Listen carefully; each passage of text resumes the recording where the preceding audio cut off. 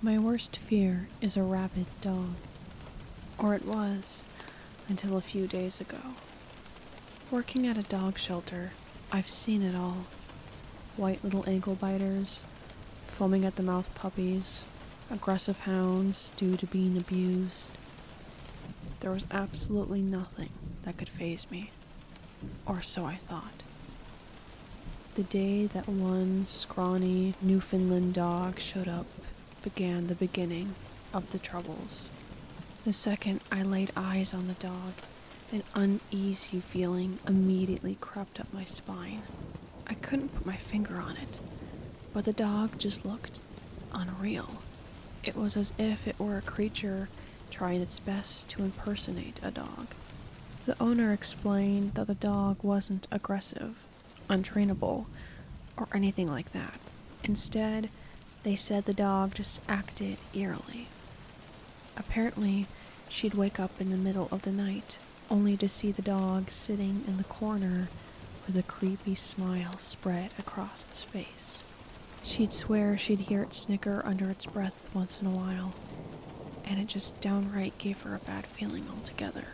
Hearing this, I looked over at my coworker, Fred, and gave him a smirk that said, "This woman is totally off her rocker."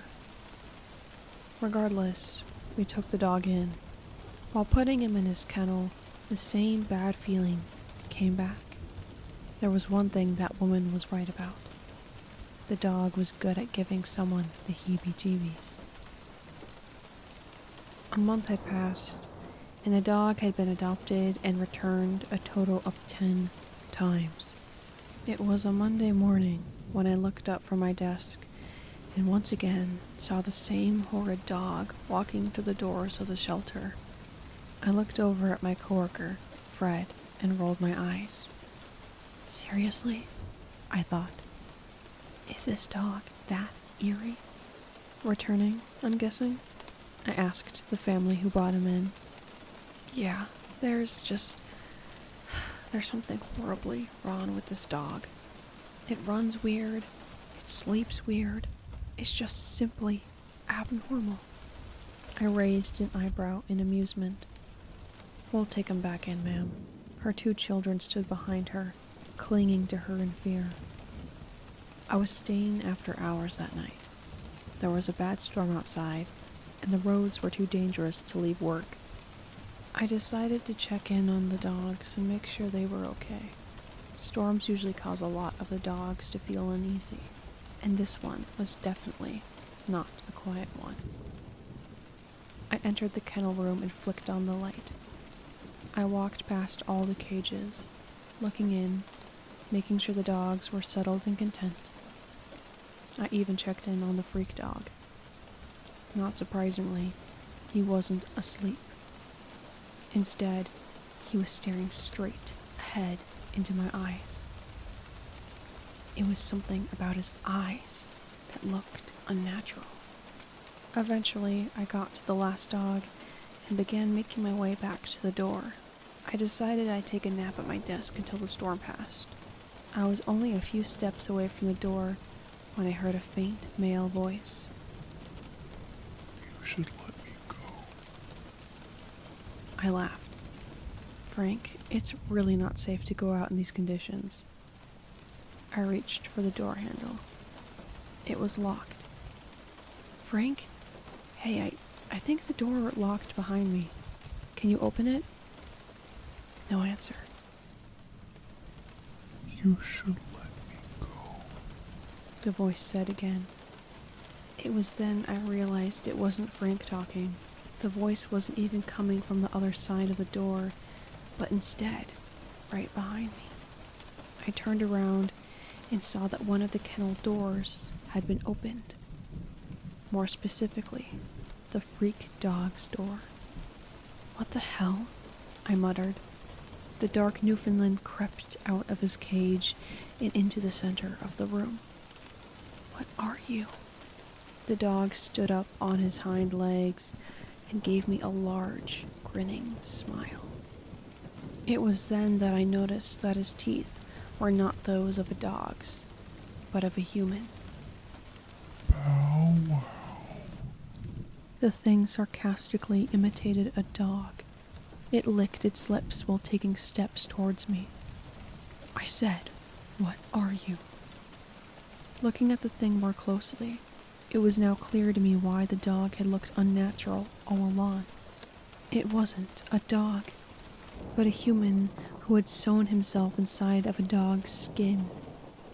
He snickered lightly under his breath as he inched nearer and nearer. All this time, this disgusting human has been living in several households, posing as a dog as he gleefully had observed his owners in a sickening manner.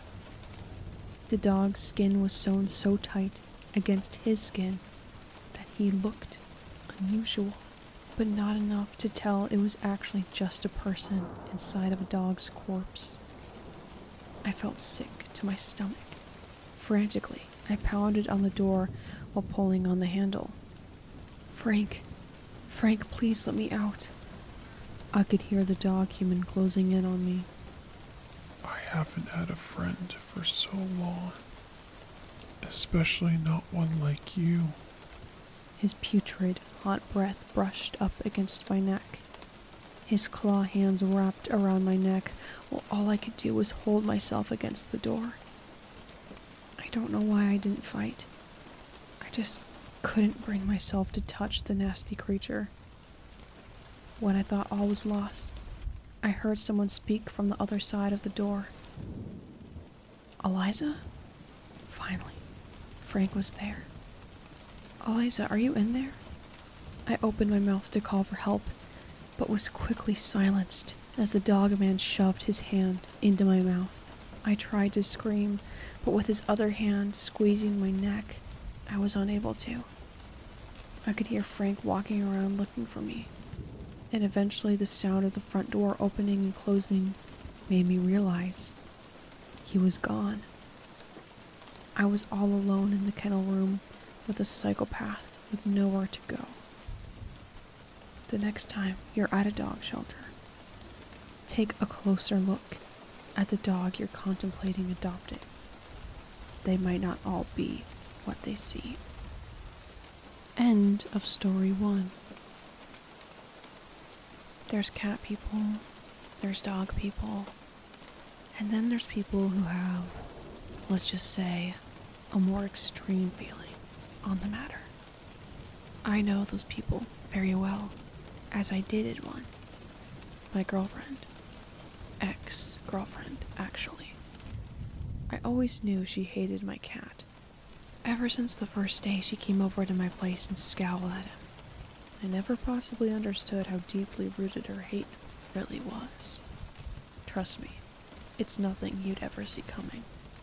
The first time she walked through my door and made eye contact with my favorite little furball, Jeffrey, she physically recoiled.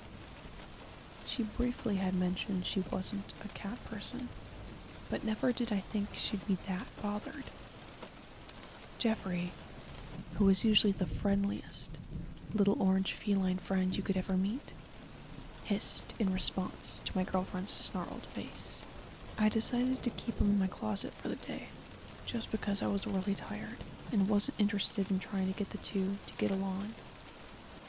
Whenever my girlfriend would excuse herself from my room, she'd stop at the closet for a second and stare at it before continuing on with whatever she was doing. I just assumed she was being dramatic, doing it for attention, you know. It wasn't until it escalated that I started getting worried. I was getting the living room set up one Friday afternoon for my girlfriend. The plan was to watch a few movies and order some food, just a casual hangout. My cat was sleeping near the front door when she walked in. Upon entering my house, almost on instinct, she kicked my cat in the stomach, sending him shooting across the floor. What the hell? I remember jumping up from the sofa and looking at her in disgust. Even if my cat managed to startle her in some way, kicking him that hard was just plain awful. My cat hissed and arched his back in response after getting back on his feet. "That cat is the one out to get me," she tried explaining. "He's more harmless than a stuffed animal. What's your problem?" We argued for a bit, but it didn't last long, and we eventually got to watching our film. Throughout the evening, my cat would occasionally walk past, groaning and hissing in the direction of my girlfriend. Of course, she'd glare and even hiss back at times. At one point, she actually leaned forward and spat on Jeffrey, who then yowled and sprinted away after getting hit with a hunk of her saliva. "Okay, it's getting late," I declared. I did my best to get her up and out of my house as fast as possible. I couldn't deal with her anymore that night. Part of me contemplated ending the relationship, but I had really liked this girl and had for a while. I also hadn't dated anyone in forever. So against my gut, I decided to give her one more chance. A chance she didn't deserve. It was the last day of the first semester when she threw away the last straw I had for her. I was working at school late that night, finishing up my final project that was due that night at 11:59 p.m. when I got a text from my girlfriend. "Hey, coming over right now. Is that okay? I mean, I'm not really home right now. Prob won't be home for another 30 minutes. "That's fine. I'll just wait in your room." I don't know what I was thinking. I wasn't even in the mood to hang out, but I replied, "Sure, that sounds good." I came home that night and heard silence. Not the comforting silence of a relaxed house waiting for you to come wind down, but the cold silence that occurs after something awful has taken place. I walked over to my bedroom and knocked lightly. "Hey, are you in there?" I asked, slowly pushing open the door. There, on my bed, my girlfriend sat with large bleeding scratches going all the way up her arm. I took a step back, confused, and obviously a bit frightened. "What the hell happened?" I tried asking. "Your cat's a bitch," she croaked. I noticed her eyes were bloodshot and maniacally fixated on something. I followed her gaze, and my heart dropped into my stomach as I saw my poor little kitty limp in the corner on the floor, barely breathing. Instantly, I was at his side, checking his heartbeat. It was present, but he was definitely close to death. Get the hell out of my house. It was so hard not to turn around and smack her across the face. But it looked like my cat had already done that. I couldn't believe I let myself date such a psycho. I don't remember when she left, but I didn't take my eyes off my cat. I cradled him close and wept into his soft fur. My parents came home minutes later and were able to rush him to the vet. I stayed home, sobbing into my pillow, thinking the worst had passed. Spoiler alert, it hadn't. I woke up the next day and noticed that my girlfriend had left her sweatshirt on my gaming chair. I thought of all the things I could do to it. Burn it, paint all over it, maybe cut it up. To be completely honest, the thing I wanted most was just to have it out of my sight. I decided to drop it off at her doorstep. The goal was to hopefully not have her see me when doing so I'd have to be speedy. Long story short, she did see me and opened the door as I was setting down her crappy sweatshirt. "Hey," she said, "listen, I'm really sorry. Save it. I don't care. Just take your sweatshirt and leave me alone. We're done." While I was unwillingly talking to her, I couldn't help but look past her shoulder into her home. I don't know what I was expecting, but it definitely wasn't what I saw next. I couldn't actually tell what I was looking at first. Everything inside looked fuzzy. "Move," I told her. I entered her house without another thought. Instantly, my hand flew to my mouth. Everything she owned, furniture, lamps, bookshelves, tables, was all made out of cat parts. Bones, heads, fur, and even skin patches were everywhere that I could see. It was all very evident that these things hadn't been cleaned properly either, since one of the worst smells I had ever encountered pierced my nostrils, causing me to hurl. I lost my balance and tripped over the footrest that sat next to my legs. When I turned to look at it, I could see the cushion was a bunch of cat faces sewn together, and the legs of it, you probably guessed, were cat legs. I scrambled to my feet and ran out of the house as fast as I could, and I didn't look back once. The second I got home, I called the police.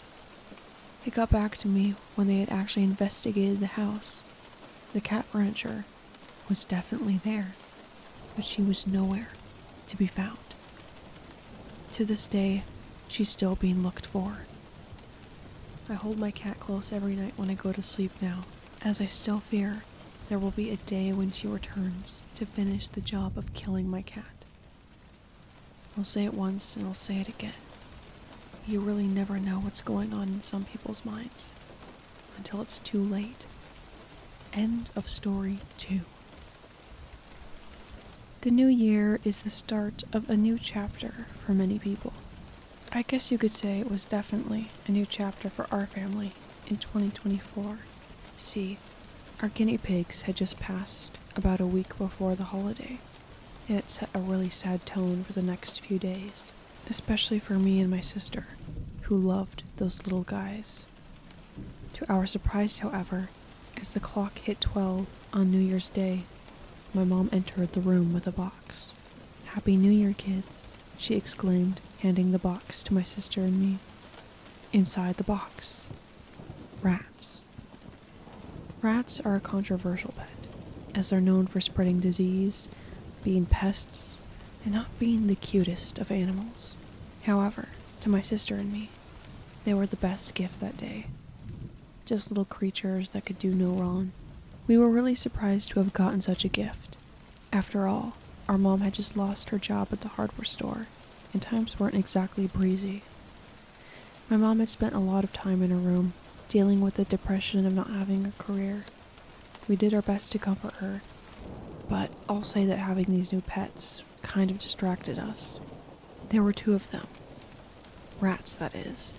A boy and a girl. One for my sister and one for me. Each day after school, we'd run home to play with them immediately. Aside from being silly little rodents, they were quite cunning. When they were let out to play, they knew their way around my room as if they'd always lived there. One time, Winston, my rat, managed to push past my backpack zipper and dig into a bag of unopened Cheetos, dragging them back to his cage. I truly thought these pets were a dream come true. I mean, both of us did. Until I came home one day to find both of their cages empty. "How did they escape?" Sarah asked. "I don't know. I locked their cages, I swear." "Well, their lids are pushed off. They shouldn't be able to just push off the tops of their cages like that." We spent the whole day looking for our rats, but there was no sign of them anywhere. You'd think they'd leave behind a crumb, a trail, or something, but no. After searching and searching, we eventually gave up and called it quits. My sister was completely distraught, as she really became connected to the rodents only a few days after getting them. "This is the worst start to the year," she cried. "Well, no further harm can be done now," my mother chimed in. How wrong she was.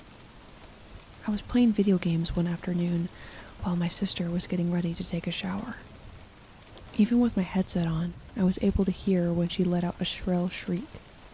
I jumped up from my computer and ran into the bathroom, where I saw my sister sitting curled up in the corner. She pointed at the shower.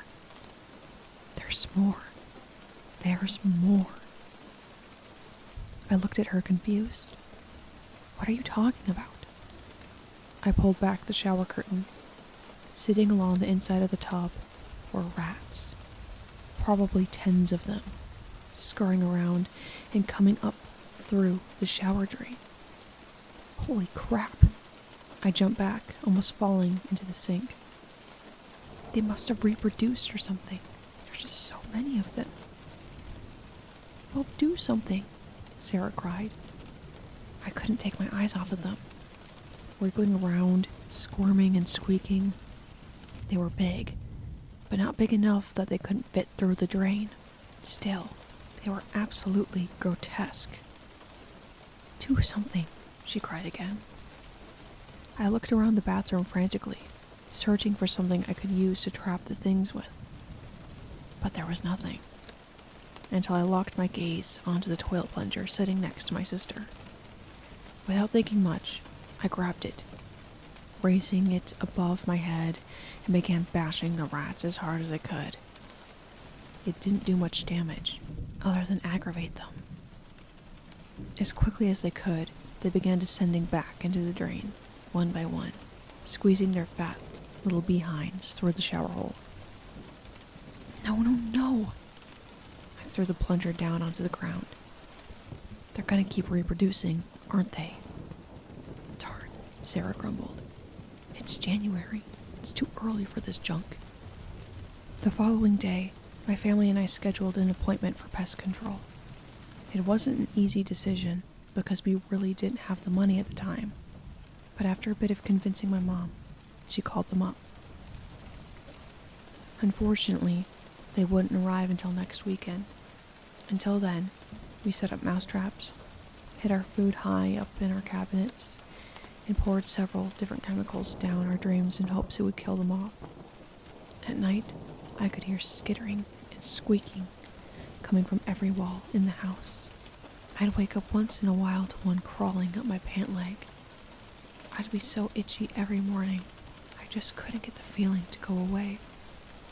I could no longer focus on school, and the fact that our mousetraps remained empty only brought me more dread.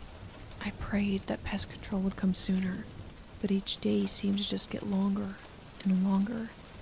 What made it worse was that the day before pest control was finally going to come was the day my sister and I realized our mom hadn't left her room in 2 days. I was too busy with schoolwork, essays, and those stupid rats. My sister scrambled to explain herself. I just come home and go to my room. I didn't know Mom hadn't left. I mean, she's always in her room these days. I stood in front of Mom's room, holding a crowbar. Well, she's in there, and she isn't responding to us. We're gonna have to break down her door. What if she's been in there longer? I mean, what if something really bad had happened? Cut it out, Sarah. We won't know until we see. It only took a few hits on the doorknob before we managed to bust it open. Taking a deep breath, we stepped inside. Immediately, the smell of rodent feces and filth hit our noses. We both flinched, but we kept making our way into the room. Inside, our mom was lying peacefully on her bed, sleeping. Or so we thought. Dang, she's just wasting away, huh? Mom? Wait, I said, cutting Sarah off. Something's not right. We took a step closer, and the smell became almost unbearable. Is she moving? My sister asked in a whisper. No, I replied. Something's moving inside her. In every part of my mom's body, there was a barely noticeable wriggling. It was as if something was crawling around throughout her, or maybe a bunch of little somethings. Before I was able to say anything, my mother opened her mouth. I breathed a sigh of relief, thinking that she was just sick or something, or that my mind had been playing games on me. It wasn't until a giant rat emerged from her mouth that I realized my initial fears were right. My sister and I jumped back, screaming in disgust as we watched rat after rat emerge from our mother's lifeless body. They ate her from the inside out. They ate her from the inside out. Almost on cue, more rats began crawling out of the holes in the wall, running out from under the bed, and even jumping down from the shelves on the wall, my sister and I backed into the corner as they began advancing on us, crawling up our legs and clothes, burrowing into our socks and biting at our arms. We screamed, kicked, and even tried running, but they were everywhere. At one point, we managed to make it into the hallway, pushing our way to the front door to freedom.